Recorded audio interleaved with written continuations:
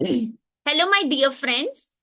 पहले तो सबसे पहले मैं आपको बधाई देना चाहती हूँ कि अगर आपने नेट क्वालिफाई किया है, भले जूनियर रिसर्च फेलोशिप के लिए या असिस्टेंट प्रोफेसर या पीएचडी के लिए।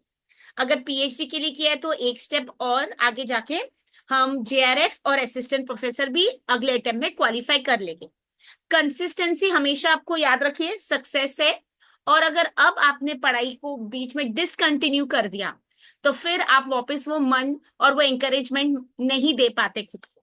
ठीक है, तो मेरी सब कैंडिडेट्स को रिक्वेस्ट है, अगर आप सेट क्वालिफाइड है कोई भी स्टेट का, या फिर आप इस बार सिर्फ पीएचडी के लिए क्वालिफाई हुए या सिर्फ असिस्टेंट प्रोफेसर के लिए, और अगर आप वो एज ब्रैकेट में आते हैं जहां पर जूनियर रिसर्च फेलोशिप है, तो आप उसके लिए भी प्रिपरेशन करिए।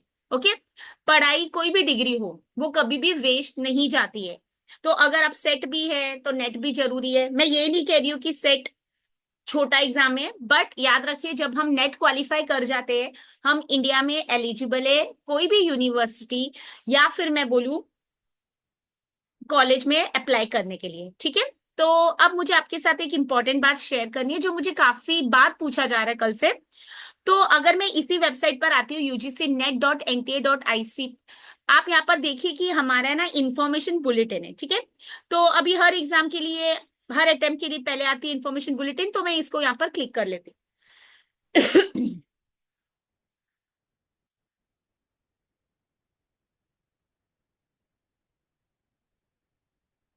ठीक है, तो मुझे यहाँ पर आपसे बात करनी है। ये जो क्वालिफाई हुए कैंडिडेट्स ओनली फॉर पीएचडी, तो पहले की ये एक बार समझ लेते हैं।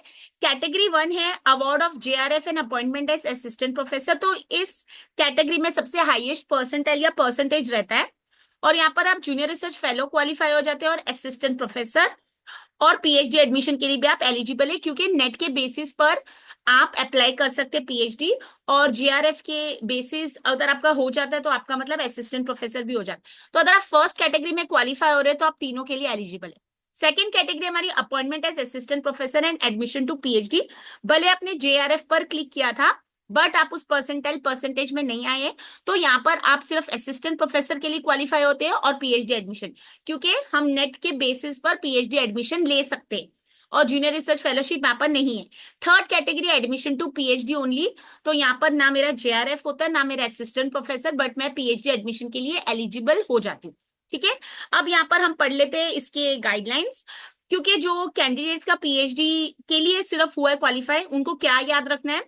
So the JRF qualified candidates are admitted into the PhD program based on an interview as per the UGC minimum standards and procedure for award of PhD degree regulations 2022। ठीक है। अगर आप जेआरएफ क्वालिफाइड कैंडिडेट से आपका PhD programme में inter और जैसे आपका इंटरव्यू हो जाएगा उसकी बेसिस पर आप ये 2022 की रेगुलेशंस के अंडर सेलेक्ट हो सकते हैं। UGC NET under category 2 and 3। Category 2 देख लेते हैं, appointment as assistant professor and admission to PhD, and category 3 है टू पीएचडी ओनली।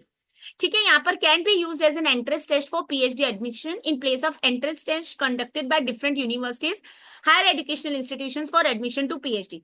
तो कह रहे अगर आप ये कैटेगरी 2 और कैटेगरी 3 के रिजल्ट के बेसिस पर आप एलिजिबल हो, आप पीएचडी के लिए अप्लाई कर सको, मतलब एंट्रेंस उसके जो एंट्रेंस टेस्ट होता है उसके बदले आप इसके बेसिस पर आप इंटरव्यू के लिए अपियर हो सकते हैं। ठीक है। और जो डिफरेंट टेस्ट जैसे द यूनिवर्सिटी ऑफ मुंबई अपना पीएचडी एंट्रेंस टेस्ट करे, कोई दूसरी स्टेट की यूनिवर्सिटी, तो उसके बदले आप ये नेट के बेसिस पर आप पीएचडी के इंटरव्यूज को अपियर कर सकते हैं।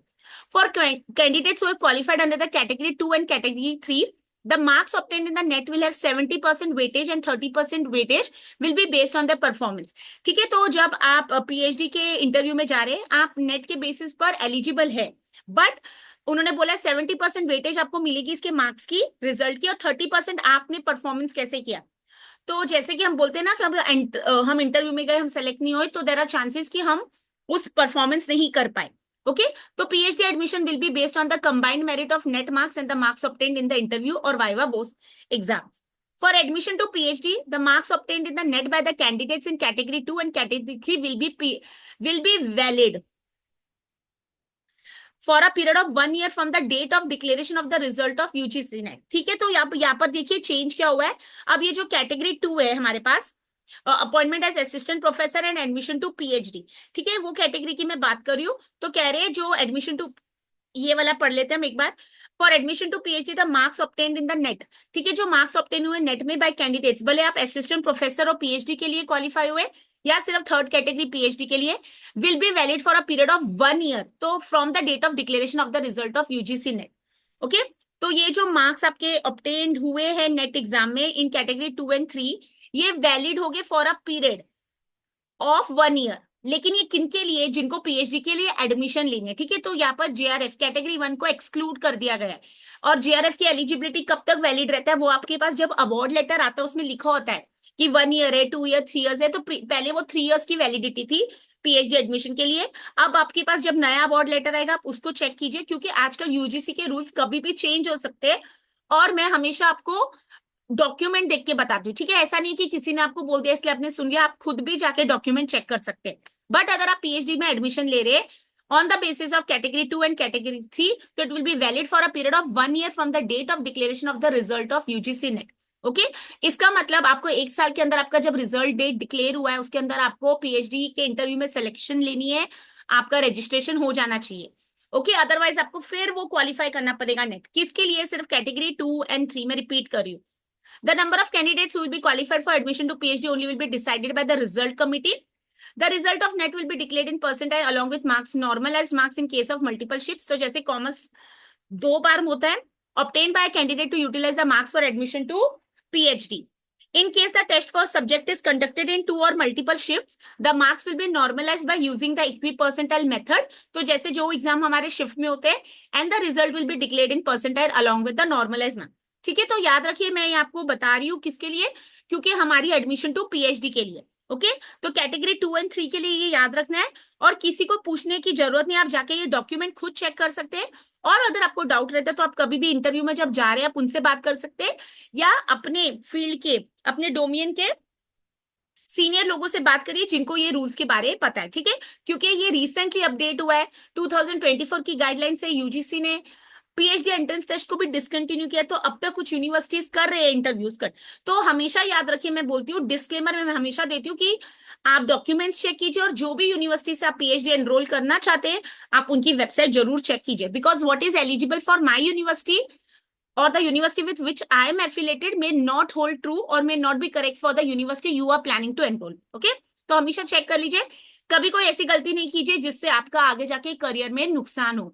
और अगर एनईपी में बहुत सारे चेंजेस हुए, क्या वो हमें यहाँ पर एप्लीकेबल हुए हैं, तो ये भी आपको अपने सब्जेक्ट स्पेसिफिक में जरूर चेक कर लेना चाहिए, ठीक है। और मैं फिर से रिपीट कर रही हूँ, आप चेक कर लीजिए, आप जा सकते हैं यहाँ पर यूनिवर्सिटी ग्रांट्स कमीशन की वेबसाइट पर, यहाँ पर आप चेक करेंगे इन्फॉर्मेशन बुलेटिन।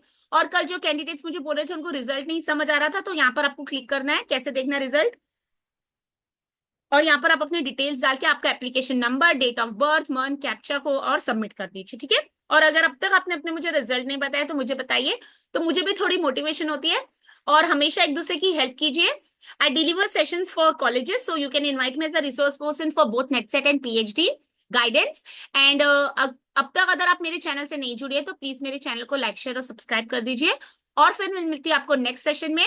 मैं फिर से रिपीट कर रही हूँ, महाराष्ट्र का एग्जामिनेशन जो सेट एग्जामिनेशन है उसकी डेट आ चुकी है, आज 23 है, तो आप वेबसाइट चेक करोगे तो 24 से कल से उसकी एप्लीकेशन स्टार्ट हो जाएगी। तो कल एक बार जाके उनकी वेबसाइट जरूर विजिट कर लिए, लास्ट डेट की वेट मत कीजिए और तुरंत फॉर्म भर दीजिए और पढ़ते रहिए और हमेशा एक दूसरे की हेल्प करते रहिए, ठीक है। फिर मैं मिलती हूँ आपको नेक्स्ट सेशन में। Till then all the best, God bless you. और मेरी तरफ से खूब सारी बधाइयां जिनका क्वालिफाई हो गया और जिनका नहीं भी क्वालिफाई हुआ है, प्लीज डिसअपॉइंट मत होइए। एग्जाम है, आज नहीं तो कल हो जाएगा, बट अपनी मेहनत को प्लीज एंड मत कीजिए, उसको कंटिन्यू करिए। Whenever you are tired, take a break, but please don't give up, ठीक है। आज अगर मैं भी एक्सपर्ट हूँ या आपको लगता है कि मैं भी आज आप लोग को गाइडेंस दे रही हूँ या फिर मैंने भी मेहनत करके ही यहाँ पर आई हूँ, मैंने भी काफी रिजेक्शंस फेस किए। ऐसा नहीं होता कि बहुत सारी चीजें इजीली मिल जाती है। एंड मेहनत करते रहिए, एक दिन आपकी मेहनत जरूर सक्सेस होगी, okay. And always keep clapping for yourself, और उनके लिए भी क्लैप करिए जो आज सक्सेस हो रहे हैं, क्योंकि एक दिन हम सबका भी आता है। All the best and see you in the next session.